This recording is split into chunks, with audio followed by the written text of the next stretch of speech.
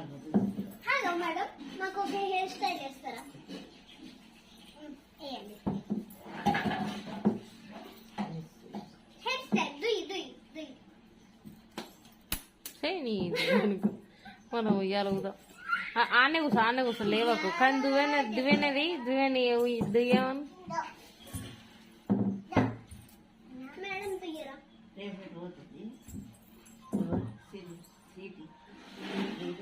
Mummy ఆపు. ఇప్పుడైతే దుయ్యి. ఇప్పుడు నువ్వు దుయ్యి.